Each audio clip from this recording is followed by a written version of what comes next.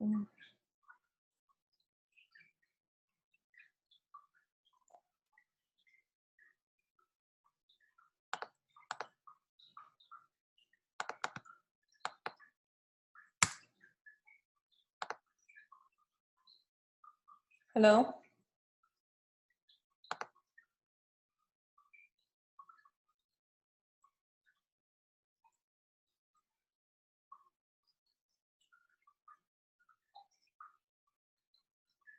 Wondering if anyone can hear me.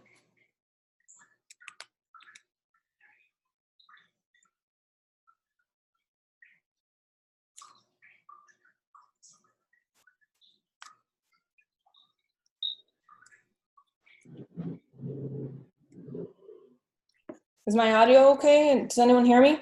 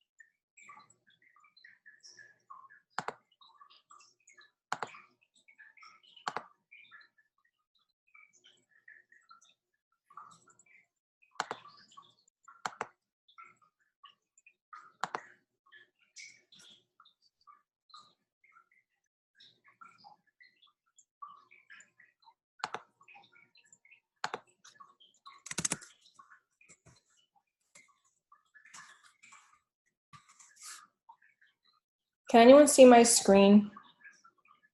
Writing on the chat box because I'm not sure if anyone can hear me.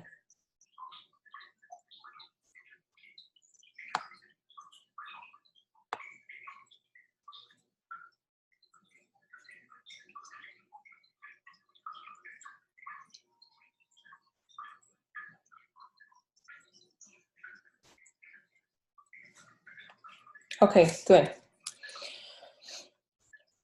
Okay, I'm gonna wait a couple minutes. I'm gonna wait until 10:02. I'm gonna write a reminder to the group, see if there's anyone else that wants to join.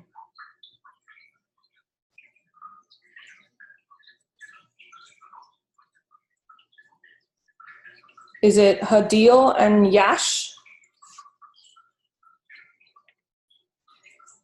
I'm pronouncing it wrong, I'm sorry. Just let me know how to say it and I'll make sure that I pronounce it right next time.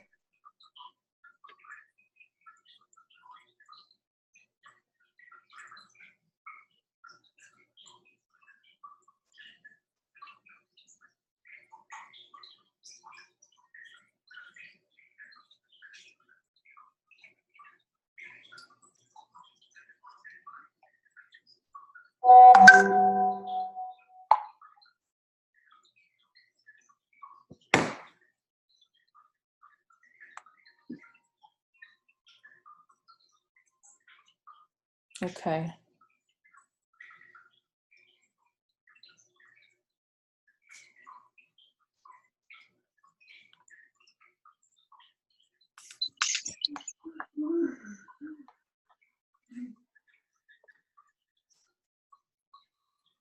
I'm not sure if your mic is not working, but it would be great if you guys could participate verbally. I mean, if you can, I understand, but participation is better through audio. I'm going to start off with my name. My name is Daymi, and I am an RBT student analyst. I finished my master's in psychology little over 6 months ago. And I am sitting for the BCBA exam in May. If anyone else here can introduce themselves, that would be great.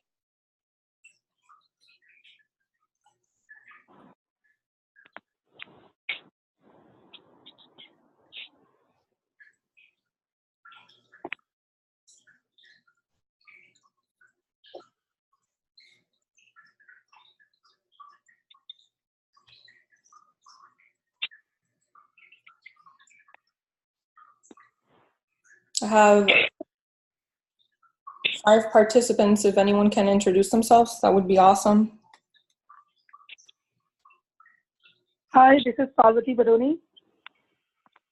Hi, how are you? I'm good. How are you doing? Good, good.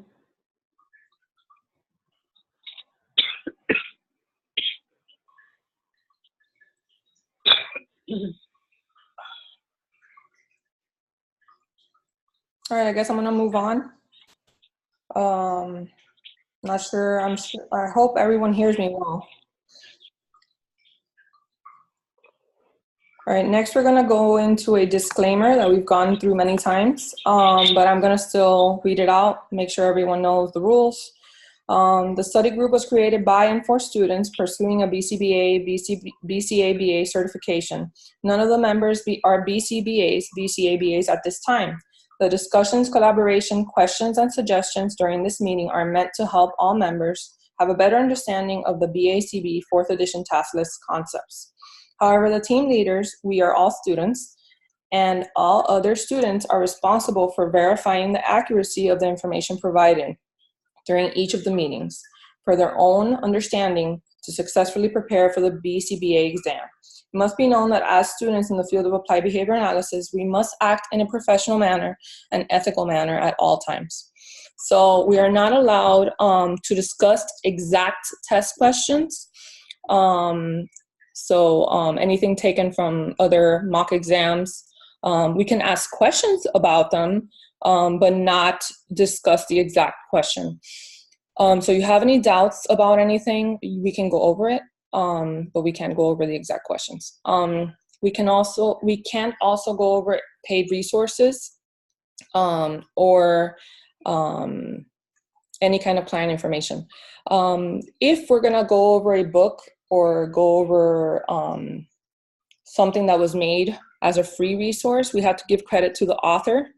That's very important to always do that. So just mention their name and we can discuss that. Next, I'm gonna go over some table of contents for my meeting.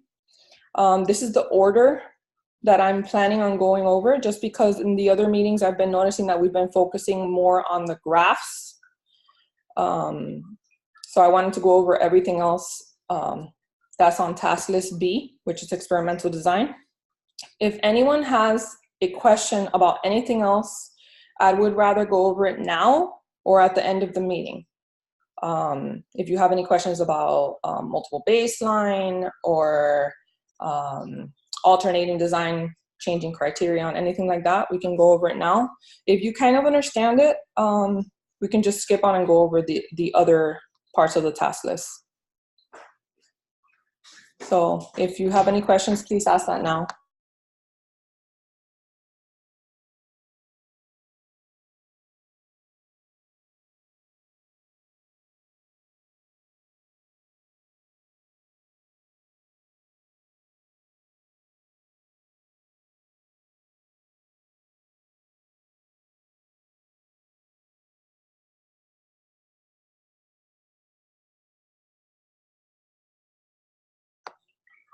Okay, I guess that's a no. So we'll move on. All right, on B1, I was going over this the other day with Daphne because I didn't understand the way they phrased a lot of the things on the task list, so I kind of did some research and broke it down.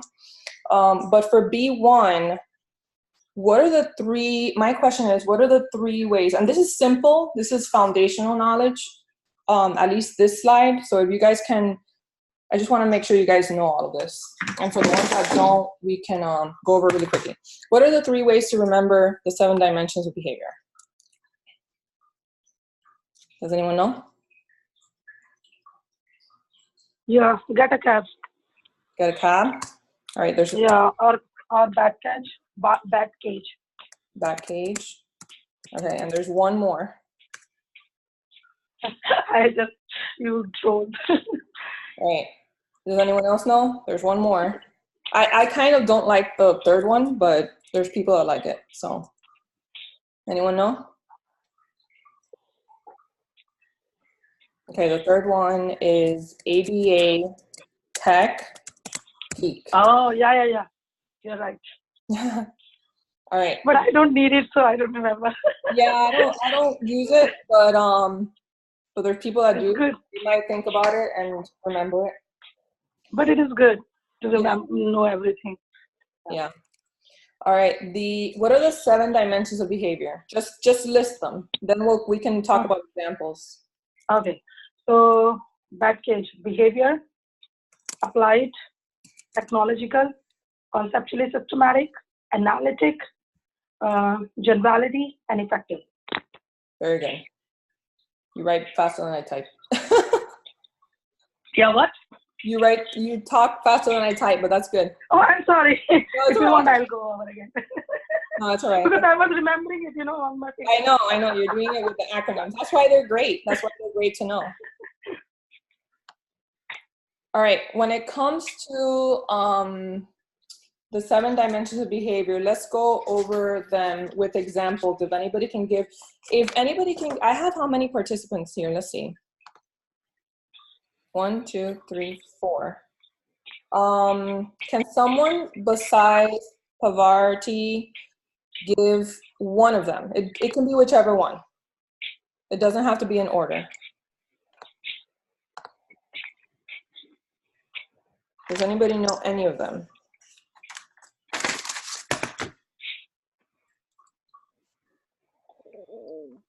Okay. How about behavior? That's the easiest one. Anybody know?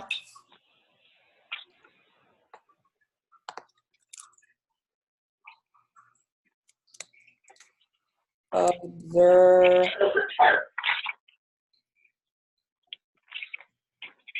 Okay. It needs to be observable and measurable. Yes. And what and to pass the judgment test. Very good.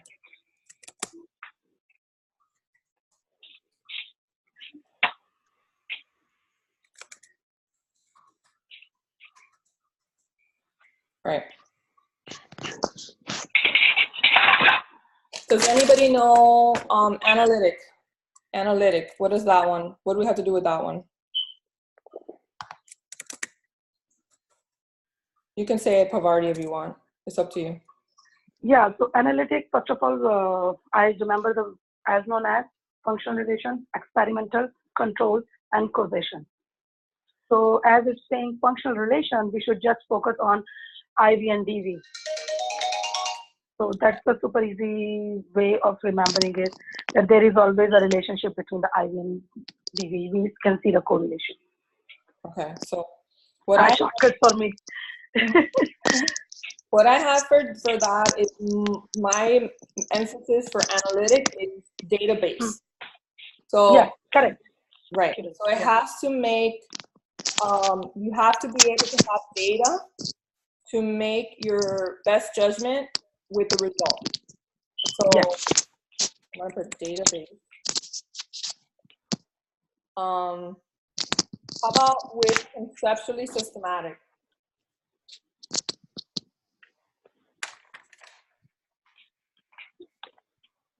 Conceptually systematic, basically we follow all the ABA principles on our session, like example for what we are following. We are following reinforcement, punishment, SD.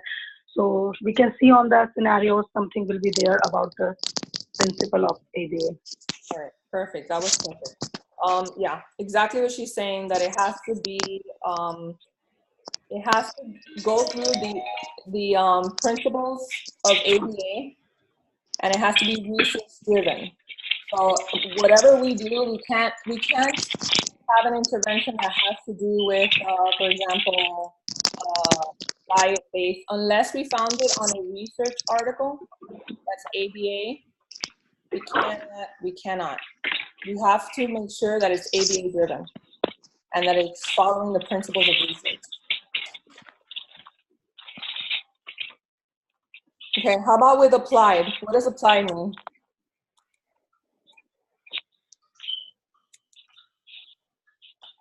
Does anybody know what applied means? Okay, I will tell you. Applied is basically socially significant behaviors. So behavior should be socially significant. The significant. Yes. So it has to be socially significant, exactly what she said. Yeah. So for example, would it be okay if I had a 3-year-old drive a car? Nice example. Right. Love it. So it has to be age appropriate and it has to be socially significant. So I can have a 5-year-old, ride a tricycle, or a 4-year-old ride a tricycle, but I can't have them drive a car. So it has to be socially significant. Yeah. And I believe, I'm not sure, but I just imagine that there may be chances the scenario may come that they will ask, is it the treatment plan is socially, conceptually systematic or no? Is it is violating any rule? If we add a goal for a 21-year-old kid to write a alphabet A, maybe. Right. And we also have to consider the fact that we have to try to get as close as we can, since most of the clients we have, they have some kind of developmental delay. So we have to try to get as close as we can to it being socially significant without it making them frustrated. So we just have to try to get as close as we can, because I've had the situation where I've had a behavior assistant or RBT under me, let a 15-year-old watch Elmo, and that's not a good reinforcement. You have to try to find something for them to watch that's age appropriate. Yeah, this I also have seen a couple of times, like therapist is working with a client who is 18, 19, and they watched a kids rhyme, like basic rhymes, and it doesn't look appropriate, when we work these kind of things with the kids. Right. And when we tried, I suggest them, okay, why we don't go like something as age appropriate, and we try to teach him some just generalizing song, and he liked it and he started singing. So, and it was good to see, like, he started like enjoying music after some days in the car, and mom told me, oh wow, now whenever we go outside he enjoys, because he enjoys the music. Of course. Yeah, they kind of learn to like it, even if they might, like I said, the client might be 15 and like Elmo. They might do it on their free time, but we're not going to allow that. We got to find something and teach them, this is what's appropriate for you. Yeah, perfect. Yes, that's absolutely right. Okay. How about effective? So whatever treatment, sorry, anyone can go. I'll wait. So we have to identify if the treatment is effective or no. We have to see in the scenario, is this treatment is effective? It is like as per the behavior or as per the data. And how do we know if it's effective besides the data? Like, is there... With our visual analysis, we can see as per our graph. Perfect. We see our graphs, like how it's going on. What is the frequency? Is it decreasing or increasing? What is the trend going on, level going on, variability? Perfect. That's what I was looking for. So it's depending on the graph, you're looking at if the trend is going in the direction that you want it to go. So it's not just always increasing. It could also be decreasing, because if you want to decrease hand flapping, increasing is not what you want. You want it to decrease. So it's just in the direction of the trend that you would like for the behavior to go. Yeah. It's if it's effective. The next one is generality. This is the easiest one. I love this. We can relate generality with the, what is the graph name? Multiple baselines, right? Right. So what we do in a multiple baseline, like across setting, across behavior, across subjects. So same thing we do in a generality. We want to generalize our client.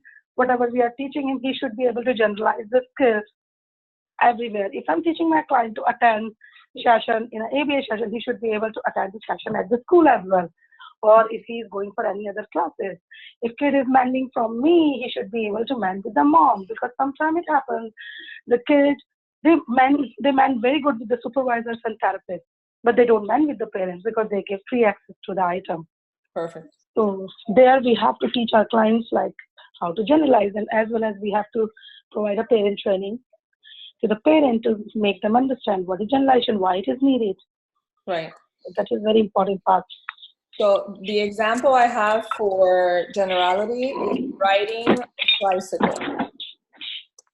Yeah. So when you teach a child to ride a tricycle, they're going to learn to ride a bicycle, and they're going to learn to ride a motorcycle, because they're all the same. It's just you're increasing the skill through time. You're taking off the training wheels of the tricycle. Then you're teaching them to ride a bicycle without training wheels. Then you're teaching them to ride a motorcycle. It's all the same. You need to have that balance, that coordination. It's very similar, and then you're generalizing that behavior through time. All right, how many do I have so far? 1, 2, 3, 4, 5. And this is a very good example of, I'm not sure, maybe it is a very good example for behavior cuts, right? Or behavior pivotal behavior. I think behavior cuts, right? Yeah. Yeah, but you gave, it's a very good example for that. Yeah. I sometimes get confused about pivotal behavior and behavior cuts. I'm not sure. It's also another good example is like writing skills. When you teach a child to do lines, you teach them to do circles, you teach them to do like curves, and then you eventually can teach them to write letters and then words. So you're generalizing that through time. It's the same concept. Okay, I'm missing technological. Technological, the one that can be replicated.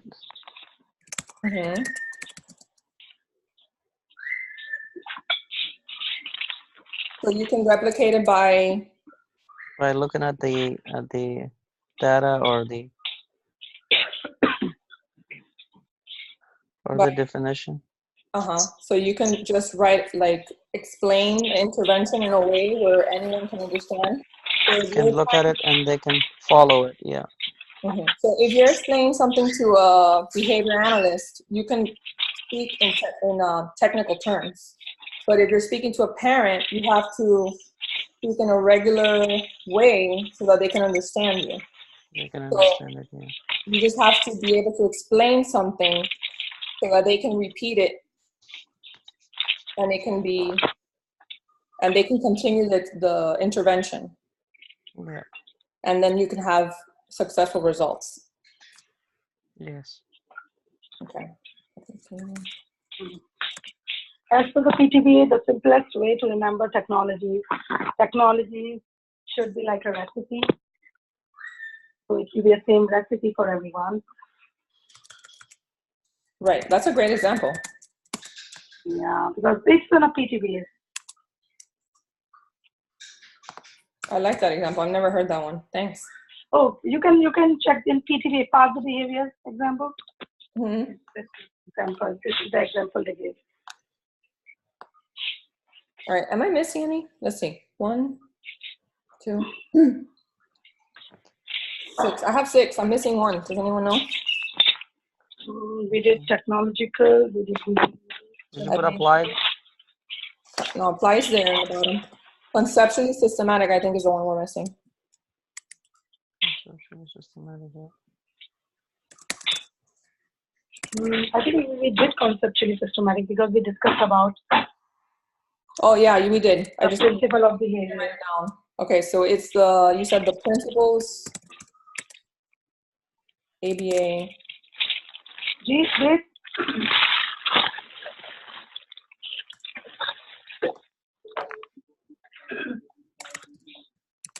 and research. All right. Does anybody understand everything on this slide? Can we move on?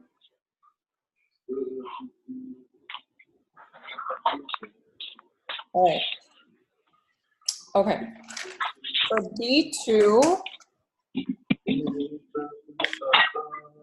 my question is, what would be the steps to read and break down behavior analytic peer-reviewed articles? Does anyone know?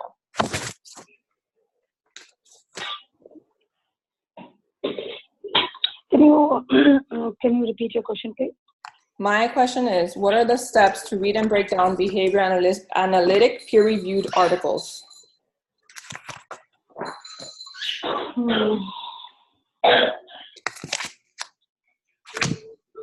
So I had a hard time finding this. I couldn't find it on Cooper. If anybody knows where it would be on Cooper. But I did find a peer-reviewed article that I can probably share with you guys because it's a peer-reviewed article.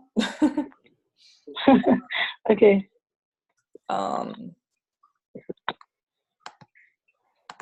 It is free and it is online. Are you sending the link on the WhatsApp? I could. Okay, great. Because the Zoom meeting, when it will be over, it will be difficult to get access. Okay. This is the peer-reviewed article. It's how to read a scientific article by Pragan and Hewitt. Okay. You guys can read more about it, but it says that the first step is skimming the article. But I noticed that the first thing you have to do is look at the abstract. Always. So, yeah, even in I don't know as for the ABA, but in our psychology classes, that is the first thing, like reading the hypothesis or the abstract, reading the abstract first to understand we want to read this more or we need more information about it. right. Right. So I at least got from the article Okay. these three main steps. If you guys want to find out more, you can read the article or you can look it up on Google, but that's what they talk about in B2. And it says to interpret and review a behavior analytic article, these are the steps. So it's skimming the article, looking at the abstract, looking at visuals. Those are the top three. I'm sorry, you are breaking. After the abstract, what did you say? Because I'm writing. I have it on the screen. Do you guys see my screen? Oh, I'm using my pilot. Okay, yeah, I'll check. It says skimming the article is number 1. Number 2, looking at the abstract. And number 3, looking at visuals. Yes. Yeah. So I found online, like I said, the articles are generally organized in this order: introduction, methods, results, and discussion. But when we read an article, we always look at the abstract first. You can read more, but first look at graphic displays. So first the abstract, then the visuals. Once you interpret the visual displays, if you are interested, you can continue to read more of the article. But those are the first steps. So if by any chance in the test they explain something about that, then you guys know that that's the first thing you do. Okay, we can move on to B3. All right, so I have a question and an example, but wants to, they can answer the question. It says, give an example on how in research, so I put research in capital because research and practice are very different. Give an example on how in research we can arrange the IV to make an effect on the DV. Does anybody have an example?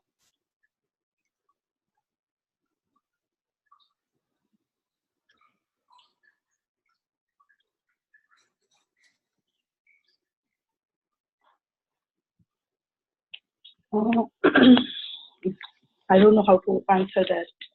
Okay. So what I found Yeah. online, and I'm gonna use my son as an example because he's my son. So, for example, if I have my son do his homework and I tell him, "Hey Johnny," my son's name is not Johnny, but I'm gonna say, "Hey Johnny, go do your homework in your room while I clean." And if in 30 minutes you're not done, then you're not gonna be able to play Fortnite. Fortnite's a popular game now. Yeah. So I go over there in 25 minutes and he hasn't even started. Okay? How can I change that IV and continue to clean? How can I do what I need to do, but still have him do his homework? What do I need to change there? Does anybody have a good example of something I can do so that the DV can be effective? So him doing his homework. Instead of saying he will not get it, maybe use reinforcement. Right. Yeah. So can I, instead of waiting 25 minutes to remind him to do his homework, can I go over there every 5 minutes and see what he's done or see if he's started and praise him for what he's done so far, or at least help him, maybe support him and say, "Hey, are you stuck on the first one? Maybe I can help you get started." And then go away, continue cleaning, come back in 5 minutes, and then go back and forth. You get me? That would affect the DV, and then he'll probably be able to earn his goal. Helping your kid to earn the goal, right? Right, because it says in research is very different from practice. So we gotta do only one change at a time. In practice, you can do more than one change at a time. So when we're with our clients, it's different from research. In research, they only want to change one thing at a time. Okay. So I can't say, "Hey, I'm gonna add a token system and I'm gonna go over there and give verbal praise every 5 minutes and I'm going to, give him a piece of chocolate for every problem he finished." I can't do all of that. In practice, we can put as many interventions at the same time, but in research, they only want to change one thing at a time. And that's the biggest thing in B3, that they want you to know that you can only change the IV one item at a time.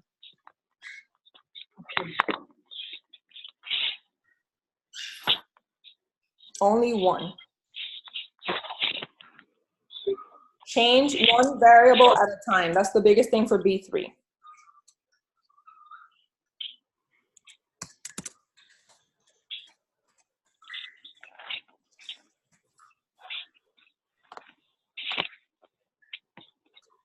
All right, for B9, and I only have 10 minutes because this is only 40 minutes, but I can go for maybe this and one more.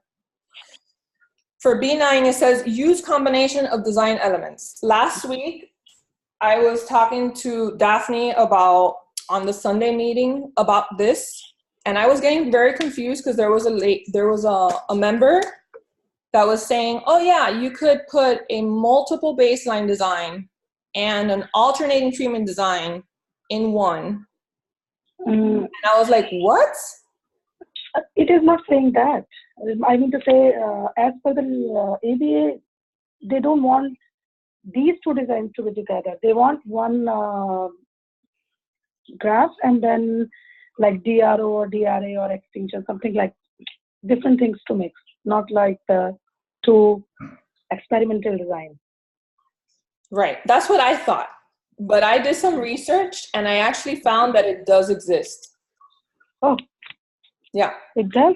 It does. So I was very confused by it. I talked to Daphne about it. She said she's never heard about it. And I said, I have to find out because this is something like a big question. So I found out that there's, for example, there's one that's like, I'm sure you guys have heard of it. It's like the ones that you say A, B, A, C, A, D, A, E, A. You get me? So you're trying different interventions, going back to baseline, and then another intervention, and then going back to baseline. All of that. But I don't know if you guys have seen the study guide for the BAS. On there, so I'm going to give credit to the author. On there, I did find what the lady had said, the member, on Sunday. I found there was a multiple baseline design with alternating treatment in one. Can you tell me the page number, please? Do you have the study guide? BAS, right? You are talking about the behavior, BAS, right? BAS, yes. Yeah, I have it. It's page number 28 on the BAS study guide. Number 28.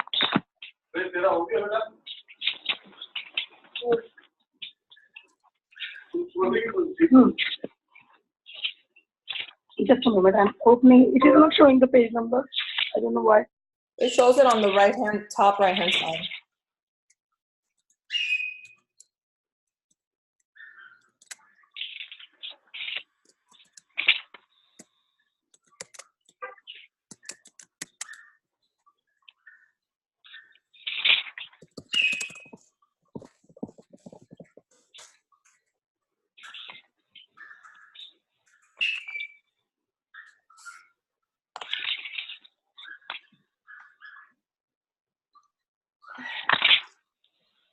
Do you see it?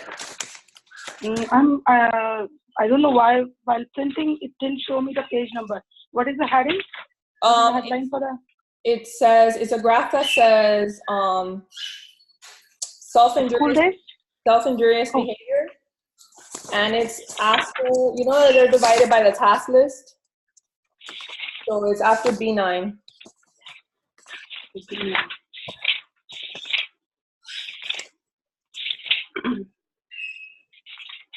So B9 begins, yeah, and then it has. We have a self. Yeah, I have a self-injurious behavior. Yeah. This is what to produce here the permission. So it's a multiple baseline design with alternating treatment inside. Yes. Yeah. Yes, right. They have shown the graph of.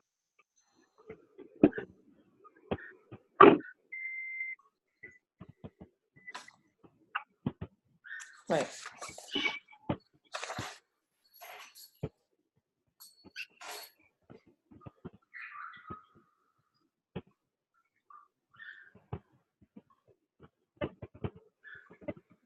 So it says the reason why we use this.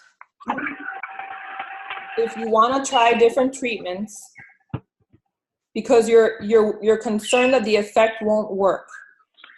So you want to try. I'm unable to. Go ahead. Yeah, please tell me. I'm listening. No. It just says that the reason that we use this is because if you're concerned that the effect on the treatments won't work, you can try multiple treatments, one after the other, repeatedly, going back, reversing the baseline. This is the reason why this is done. Okay.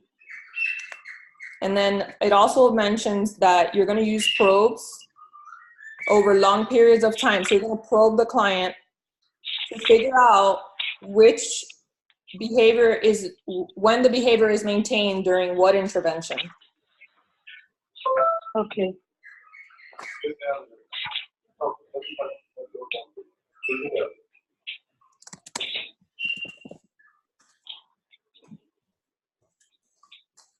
Yeah, but I believe you are saying right, because it is like the graph is kind of multiple baseline thing.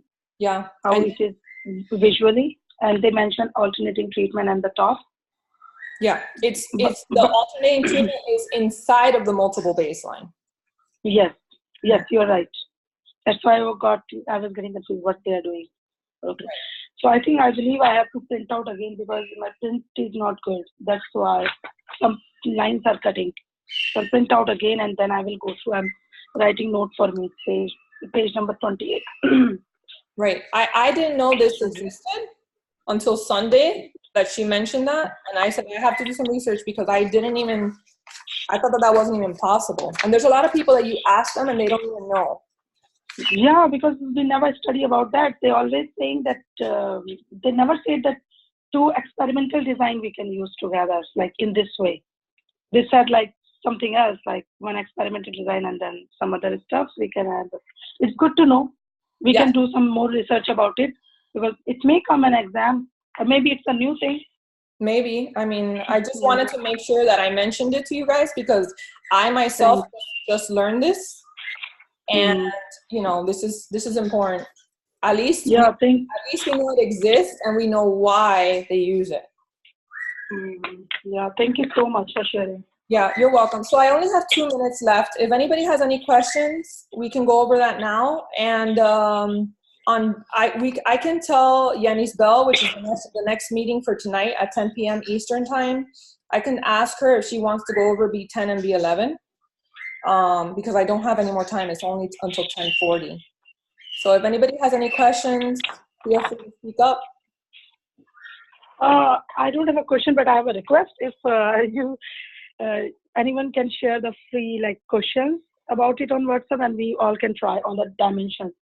Because it's easy to memorize the dimensions of ABA, but when the time comes to implement that on the scenarios, it's kind of tricky and difficult.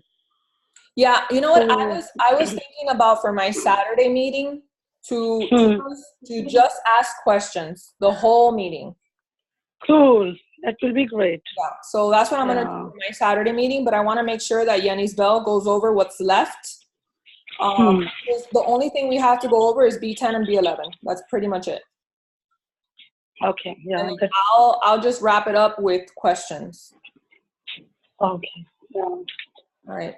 So, but that was great. Thank you for requesting that. Yeah, I need it. I struggle a lot because I memorize the concept, but then when it is time come to implement that, there are so many confusions. Yeah, test time comes around and we get anxiety. Yeah.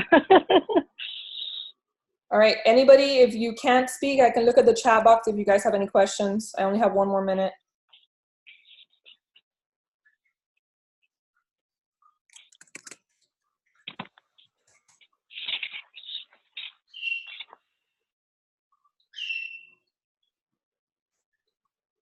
Hadil, I think that you're asking about the two, the multiple baseline and the alternating treatment in one.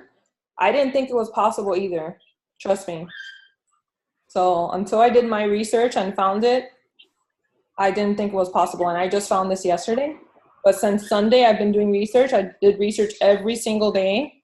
And I've been even calling supervisors and all of that. I have had supervisors that have told me that that's not possible. So maybe this is something new. I'm not sure. Maybe it's a new research in the field. Yeah, all my supervisors have at least 10 years in the field. So I think things have changed a lot since then. So yeah, we do. We have to look into it more. But it definitely does exist. I have a graph in front of me. I also saw the graph. And it actually, but we cannot share. No, I know, but it actually looks pretty good. It looks pretty good, the graph. Yeah, go ahead. You can ask a professor. That would be great. All right, so if we want to wrap it up, if nobody has any more questions, thank you so much for attending. Thank you, Pavardi, for participating and for helping me out. And thank you so much for revision. I got a revision. No, thank you for joining. Bye. Bye, everyone. Have a great day. Bye. Thanks. You're welcome. Bye-bye. Bye.